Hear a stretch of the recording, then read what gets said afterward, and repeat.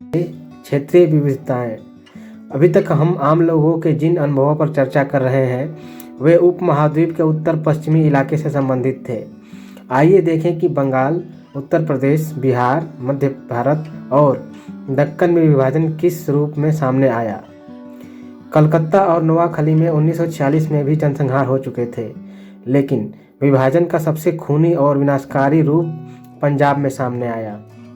पश्चिमी पंजाब से तकरीबन सभी हिंदुओं और सिखों को भारत की तरफ और तकरीबन सभी पंजाबी भाषी मुसलमानों को पाकिस्तान की तरफ हाँक दिया गया, और यह सब कुछ 1946 से 1948 के बीच महज 2 साल में हो गया। उत्तर प्रदेश, बिहार, मध्य प्रदेश और हैदराबाद अर्थात आंध्र प्रदेश के बहुत सारे परिवार 50 के दशक और 60 के दशक के शुरुआती सालों में भी पाकिस्तान जाकर बसते रहे, लेकिन बहुत सारों ने भारत में ही रहने का फैसला किया। पाकिस्तान गए ऐसे ज़्यादातर उर्दू भाषी लोग, जिन्हें मुहाजिर अप्रवासी कहा जाता है, सिंध के कराची, हैदराबाद इलाके में बस गए। बंगाल में यह पलायन ज़्यादा लंबे समय तक चलता रहा। लोग ढीली ढाली अंतर्राष्ट्रीय सीमा के आर पार जाते रहे। इसका एक अर्थ यह था कि बंगाली विभाजन से जो पीड़ा उपजी वह उतनी तीखी नहीं थी, लेकिन जिसकी टीस लगातार महसूस होती रही। पंजाब के विपरीत बंगाल में धर्म के आधार पर आबादी का बंटवारा भी उतना साफ नहीं था। बहुत सारे बंगाली हिंदू पूर्वी पाकिस्तान में, जबकि बहुत सारे बंगाली मुसलमान पश्चिम बंगाल में ही रुके रहे। आखिरकार बंगाली मुसलमानों अर्थात पूर्वी पाकिस्तानियों ने अपनी राजनीतिक पहलकदमी के जरिए जिन्ना के द्विराष्ट्र सिद्धांत को नकारते हुए पाकिस्तान से अलग होने का फैसला लिया और 1971-72 में बांग्लादेश की स्थापना हुई। जाहिर है, इस्लाम पूर्वी और पश्चिमी पाकिस्तान को एक दूसरे से जोड़कर नहीं रख पाया, अर्थात धर्म के आधार पर बटा हुआ एक देश 2 अलग स्थान पर होते हुए भी धर्म के कारण एकजुट नहीं रह सका और आखिरकार अलग हो गया। हालांकि उसमें एक बहुत बड़ा पक्ष ये भी है कि जब युद्ध चल रहा था तो इंदिरा गांधी का बहुत बड़ा हाथ माना जाता है इसको अलग करने का, बांग्लादेश बनाने का। चित्र 13, हताश चेहरे। 1947 में पुराने किले के भीतर एक विशाल शरणार्थी शिविर खोला गया था, जिसमें विभिन्न स्थानों से आने वाले शरण लेते थे। हजारों की संख्या में करीब करीब तंबू के शक्ल में दिखाई दे रहे हैं और कुछ बच्चे निराश दिखाई दे रहे हैं। इसके बावजूद पंजाब और बंगाल के अनुभवों में ज़बरदस्त समानताएं भी दिखाई देती हैं। दोनों ही जगह औरतों व लड़कियों को यातना का मुख्य निशाना बनाया गया। हमलावर औरतों की देह को जीते जाने वाले इलाके की तरफ देखते थे। एक समुदाय की औरतों के अपमान को उनके पूरे समुदाय के अपमान तथा बदले की कार्रवाई के रूप में देखा जाता था। कहानी, कविता, फिल्म। क्या आप विभाजन से संबंधित किसी लघु कथा, उपन्यास, कविता या फिल्म के बारे में जानते हैं? प्रायः ऐसा होता है कि बंटवारे से संबंधित साहित्य और फिल्मों में उस विध्वंसक घटना को इतिहासकारों के मुकाबले ज़्यादा गहरी अंतर्दृष्टि के साथ पेश किया जाता है। उनमें सामूहिक पीड़ा और कठिनाइयों को किसी एक व्यक्ति या एक छोटे से समूह के जरिए समझने की कोशिश की जाती है। उनकी नियति एक ऐसी विशाल घटना से तय होती है जिस पर उनका कोई वश नहीं था।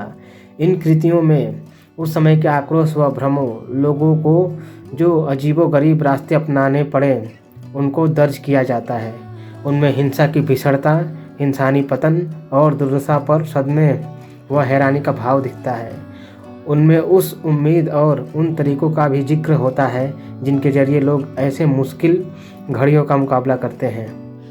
उर्दू के बेहद प्रतिभाशाली कहानीकार शहादत हसन मंटो ने अपने लेखन के बारे में कहा था।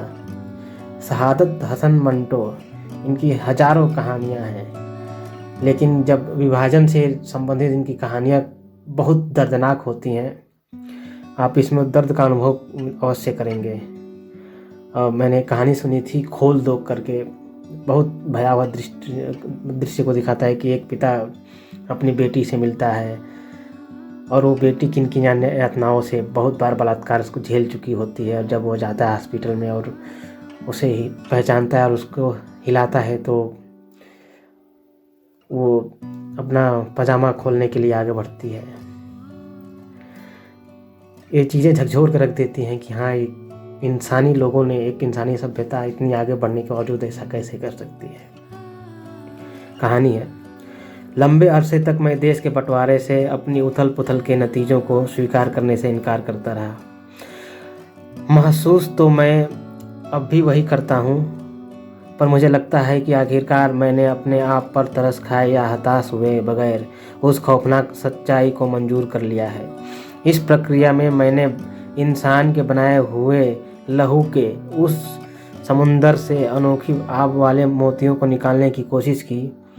मैंने इंसानों को मारने वाले इंसानों की एक चित धुन के बारे में लिखा, उनमें से कुछ के पछतावे के बारे में लिखा, उन कातिलों के बहाए गए आंसुओं के बारे में लिखा जो समझ नहीं पा रहे थे कि उनमें अब तक कुछ इंसानी जज्बे बाकी कैसे रह गए। इन तमाम और इनके अलावा और भी बहुत सी बातों को मैंने अपनी किताब सियाह हाशिए में लिखा है। समय मिले तो अवश्य पढ़िएगा। विभाजन से संबंधित साहित्य और फिल्में बहुत सारी भाषाओं में मौजूद हैं। हिंदी, उर्दू, पंजाबी, सिंधी, बंगाली, असमिया और अंग्रेजी, इन सारी भाषाओं में इस विषय पर खूब काम हुआ है। संभव है आप मंटो, राजेंद्र सिंह बेदी, इंतजार हुसैन उर्दू, भीष्म साहनी, कमलेश्वर, राही मासूम रजा हिंदी में, नारायण भारती सिंधी में, संत सिंह सेखो पंजाबी में, नरेंद्र नाथ मित्रा, सैयद वलीउल्लाह बंगला में, ललितांबिका अंतर्ज्ञानम मलयालम में, अमिताव घोष और वापसी सिधवा अंग्रेजी में जैसे लेखकों को पढ़ना चाहते हो। अमृता प्रीतम, फैज़ अहमद फैज़ और दिनेश दास ने पंजाबी, उर्दू और बंगला में विभाजन पर यादगार कविताएं लिखी हैं। संभव है इस विषय पर आप कुछ और फिल्में भी देखना चाहें। इस दिशा में आप ऋतित्व घटक, मेघे ढाका तारा और सुवर्ण रेखा, MS सत्यु, गर्म हवा, गोविंद निहलानी, तमस और हबीब तनवीर द्वारा निर्देशित नाटक जिस लाहौर नई देखा ओ जम्या ई नई को देख सकते हैं। चर्चा कीजिए, क्या विभाजन से आपके राज्य या किसी पड़ोसी राज्य पर भी असर पड़ा? पता लगाइए कि इससे इलाके के मर्द औरतों की जिंदगियों पर क्या असर पड़े और उन्होंने हालात का किस तरह सामना किया। हेडिंग 7, मदद, मानवता, सद्भावना। हिंसा के कचरे और विभाजन की पीड़ा के तले इंसानियत और सौहार्द का एक विशाल इतिहास दबा पड़ा है। अब्दुल लतीफ़ के मर्मस्पर्शी बयानों जैसे बहुत सारे वृत्तांतों से इस बात का पता चलता है। इतिहासकारों ने इस आशय की अनगिनत कहानियाँ उजागर की हैं कि किस तरह बहुत सारे आम लोग बंटवारे के वक्त एक दूसरे की मदद भी कर रहे थे। ये आपसी हमदर्दी और साझेदारी नए मौक़ों के खुलने और सदमे पर विजय की कहानियाँ हैं। इस लिहाज से खुशदेव सिंह हमारे सामने एक बेहतरीन मिसाल है। खुशदेव सिंह एक सिख डॉक्टर थे और तपेदिक के विशेषज्ञ थे। वे उस समय धर्मपुर में तैनात थे, जो अब हिमाचल प्रदेश में पड़ता है। दिन रात लगकर डॉक्टर साहब ने असंख्य प्रवासी मुसलमानों, सिखों, हिंदुओं को बिना किसी भेदभाव के एक कोमल स्पर्श, भोजन, आश्रय और सुरक्षा प्रदान की। धर्मपुर के लोगों में उनके इंसानी जज्बे और सहिष्णुता के प्रति गहरी आस्था और विश्वास पैदा हो गया था। उन पर लोगों का वैसा ही भरोसा था जैसा दिल्ली और कई जगह के मुसलमानों को गांधी जी पर था।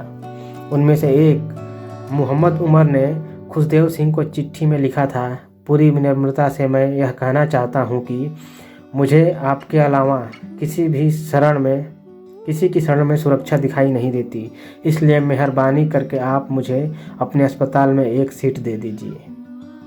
इस डॉक्टर द्वारा किए गए अथक राहत प्रयासों के बारे में उनके संस्मरणों love is stronger than hate, a remembrance of 1947, मोहब्बत नफरत से ज़्यादा ताकतवर होती है, 1947 की यादें से पता चलता है। यहाँ डॉक्टर साहब ने अपने कामों को बयान करते हुए लिखा है कि यह एक इंसान होने के नाते बिरादर इंसानों के प्रति अपनी जिम्मेदारी का निर्वाह करते हुए मेरी छोटी सी कोशिश थी। उन्होंने 1949 में कराची की 2 संक्षिप्त यात्राओं का गर्व से जिक्र किया है। उनके पुराने दोस्तों और धर्मपुर में उनसे मदद लेने वालों को कराची हवाई अड्डे पर उनके साथ कुछ यादगार घंटे बिताने का मौका मिला। पहले से उन्हें जानने वाले 6 पुलिस कांस्टेबल उन्हें लेकर जहाज़ तक गए और जहाज़ पर चढ़ते हुए उन्हें सलामी दी। मैंने हाथ जोड़कर उनका अभिवादन किया। मेरी आंखों से आंसू छलक आए थे। चर्चा कीजिए। इस बारे में और जानकारी जुटाएं कि किस तरह लोगों ने विभाजन के समय एक दूसरे को मदद दी और कई लोगों की जिंदगी बचाई। स्रोत 7, अंगूरों की एक छोटी सी टोकरी। कराची हवाई अड्डे पर 1949 में हुई मुलाकात का ब्यौरा। डॉक्टर खुशदेव सिंह की जवानी। मेरे दोस्त मुझे हवाई अड्डे के एक कमरे में ले गए, जहां हम सब बैठकर गपशप करने लगे और साथ ही दोपहर का खाना भी खाया। मुझे कराची से रात 2:30 बजे की उड़ान से लंदन जाना था। शाम को 5 बजे मैंने अपने दोस्तों से निवेदन किया कि उन्होंने बड़ी फराख दिली से मुझे अपना समय दिया है। मेरी समझ से अब उनमें सारी रात रुकने की उम्मीद करना तो बड़ी ज्यादती होगी और वे यह तकलीफ़ न ही उठाएं। मगर रात के खाने तक कोई भी नहीं उठा। फिर उन्होंने कहा कि वे लोग जा रहे हैं और मैं जहाज़ पर चढ़ने से पहले थोड़ा आराम कर लूं। मैं रात के करीब 1:45 बजे उठा और जब दरवाज़ा खोला तो पाया कि वे सबके सब तब तक वहीं थे।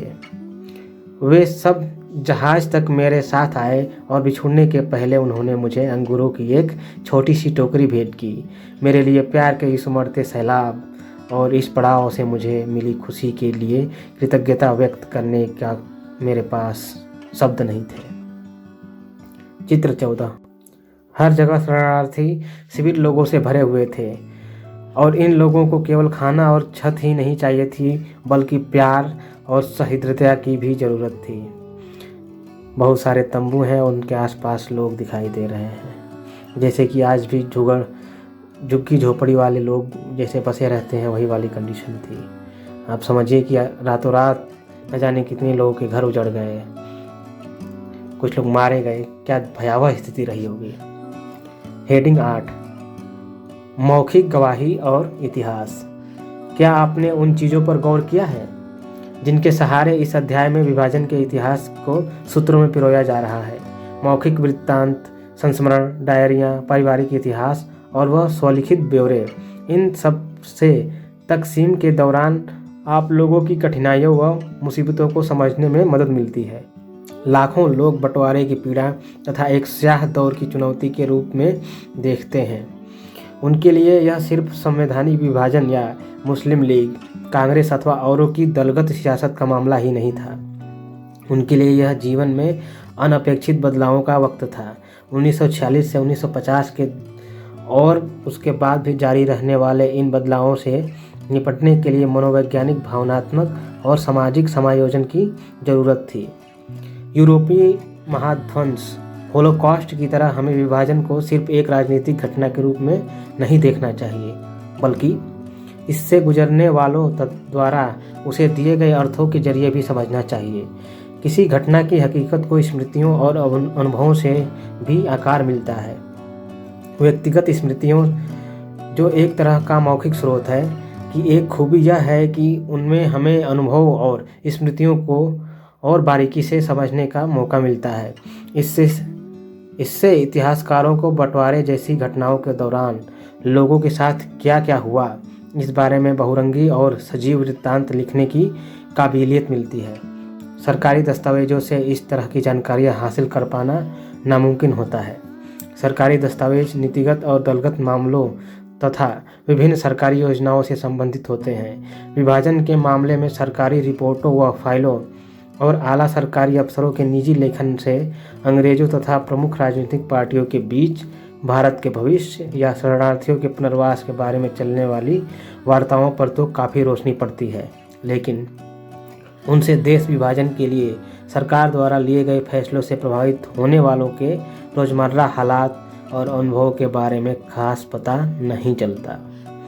मौखिक इतिहास से इतिहासकारों को गरीबों और कमज़ोरों, मसलन अब्दुल लतीफ़ के पिता थुआ खालसा की औरतों, गेहूं के खाली बोरों को बेचकर 4 पैसे का जुगाड़ करने और थोक भाव पर खुदरा गेहूं बेचने वाले शरणार्थियों, बिहार में बन रही सड़क पर काम के बोझ से दोहरी हुई जा रही एक मध्यवर्गीय बंगाली विधवा, एक पेशावरी व्यापारी जिसे भारत जाकर कटक में छोटी मोटी नौकरी गजब की चीज़ दिखाई दे रही थी, लेकिन जिसे यह मालूम न था कि कटक कहाँ है, यह हिंदुस्तान के ऊपरी हिस्से में है या निचले हिस्से में। पेशावर में तो हमने कभी उसके बारे में नहीं सुना। कि अनुभवों को उपेक्षा के अंधकार से निकालकर अपने विषय के किनारों को और फैलाने का मौका मिलता है। इस प्रकार संपन्न और सुज्ञात लोगों की गतिविधियों से आगे जाते हुए विभाजन का मौखिक इतिहास ऐसे मर्दों औरतों के अनुभवों की पड़ताल करने में कामयाब रहा है जिनके वजूद को अब तक नज़रअंदाज कर दिया जाता था, सहज स्वाभाविक मान लिया जाता था, या जिनका मुख्य धारा के इतिहास में बस चलते चलते जिक्र कर लिया जाता था। यह उल्लेखनीय बात है क्योंकि जो इतिहास हम आमतौर पर पढ़ते हैं उसमें आम इंसानों के जीवन और कार्यों को अक्सर पहुंच के बाहर या महत्वहीन मान लिया जाता है। अभी भी बहुत सारे इतिहासकार मौखिक इतिहास के बारे में शंकालु हैं। वे यह कहकर उसको खारिज कर देते हैं कि मौखिक जानकारियों में सटीकता नहीं होती और उनसे घटनाओं का जो क्रम उभरता है वह अक्सर सही नहीं होता। इतिहासकारों की दलील है कि निजी तजुर्बों की विशिष्टता के सहारे सामान्यकरण करना यानी किसी सामान्य नतीजे पर पहुंचना मुश्किल होता है। उनका कहना है कि इस तरह के छोटे छोटे अनुभवों से मुकम्मल तस्वीर नहीं बनाई जा सकती और सिर्फ एक गवाह को गवाह नहीं माना जा सकता। उनको यह भी लगता है कि मौखिक विवरण सतही मुद्दों से ताल्लुक़ रखते हैं और यादों में चस्पा रह जाने वाले छोटे छोटे अनुभव इतिहास की बृहत्तर प्रक्रियाओं का कारण ढूंढने में अप्रासंगिक होते हैं। एक तरीके से ये तथ्य सही भी है कि किसी एक व्यक्ति का जो सामान्य जीवन व्यतीत कर रहा है उसकी घटना को लेकर हम सामान्य कर ले कि हाँ ये पूरी 100 करोड़ आबादी का ऐसा हुआ होगा। लेकिन दूसरी बात ये भी है कि हाँ इस बात से हम समझ सकते हैं कि कुछ लोगों के लिए ही सही ये कितना भयावह गुजरा था, ये घटना कितनी दर्दनाक थी। कम से कम वैसे तबकों के लिए मान लेते हैं 100 में से 1% हिस्से के लिए ही सही, लेकिन वो उतने लोग तो महसूस किए होंगे वैसा। भारत के विभाजन और जर्मनी के महाध्वंस जैसी घटनाओं के संदर्भ में ऐसी गवाहियों की कोई कमी नहीं होगी जिनसे पता चलता है कि उनके दरमियान अनगिनत लोगों ने कितनी तरह की और कितनी भीषण कठिनाइयों व तनावों का सामना किया। इस प्रकार इनमें रुझानों की शिनाख्त करने और अपवादों को चिन्हित करने के लिए साक्ष्यों की भरमार है। मौखिक या लिखित बयानों की तुलना करके उनसे निकलने वाले नतीजों को दूसरे स्रोतों से मिलाकर देखने और आंतरिक अंतर्विरोधों के बारे में चौकस रहते हुए इतिहासकार किसी भी दिए गए साक्ष्य की विश्वसनीयता को तौल सकते हैं। इसके अलावा वैसे भी अगर इतिहास में साधारण व कमजोरों के वजूद को जगह देनी है तो यह कहने में कोई हर्ज नहीं है कि बंटवारे का मौखिक इतिहास केवल सतही मुद्दों से संबंधित नहीं है। विभाजन के अनुभव पूरी कहानी का इस कदर केंद्रीय हिस्सा है कि अन्य स्रोतों की जांच करने के लिए मौखिक स्रोतों तथा मौखिक स्रोतों की जांच करने के लिए अन्य स्रोतों का इस्तेमाल किया जाना चाहिए। अलग तरह के सवालों के जवाब ढूंढने के लिए अलग तरह के स्रोतों को ढूंढना ही होगा। मिसाल के तौर पर सरकारी रिपोर्टों से हमें भारतीय और पाकिस्तानी सरकारों द्वारा बरामद की गई औरतों की अदला बदली और तादाद का पता तो चल जाता है, लेकिन उन औरतों ने क्या भोगा, उन पर क्या कुछ बीती, इसका जवाब तो सिर्फ वे औरतें ही दे सकती हैं। इससे पहले एक कहानी में देख सकते हैं कि वो शादी कर चुकी थी और कैसे मृत्यु हो गई डिलीवरी के समय। लेकिन हमें इस बात का एहसास होना चाहिए कि बंटवारे के बारे में मौखिक ब्यौरे खुद ब खुद या आसानी से उपलब्ध नहीं होते।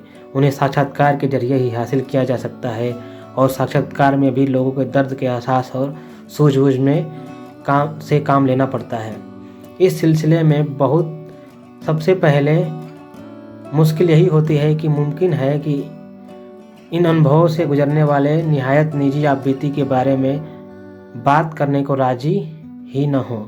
मिसाल के तौर पर कोई ऐसी औरत किसी अजनबी के सामने अपने खौफनाक अनुभव को कैसे बेपर्दा कर देगी जिसका बलात्कार किया गया था।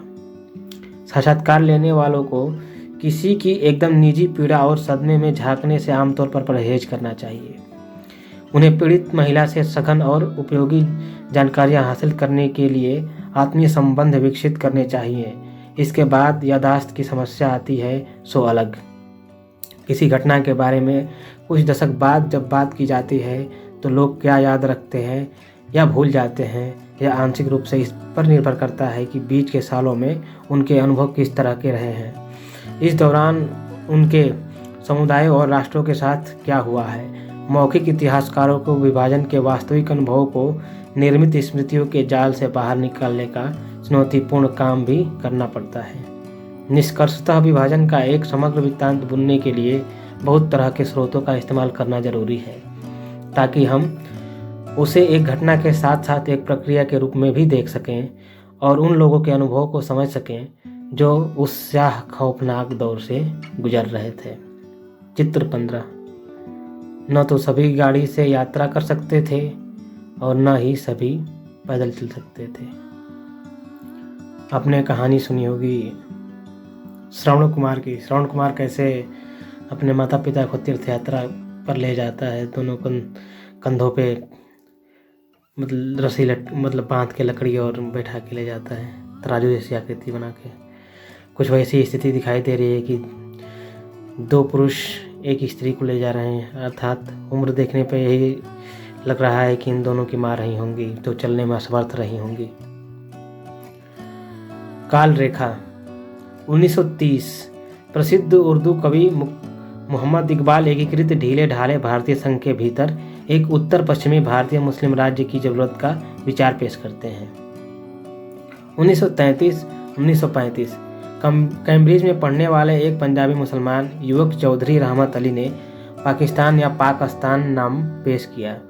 1937 से 39 ब्रिटिश भारत के 11 में से 7 प्रांतों में कांग्रेस के मंत्रिमंडल सत्ता में आए।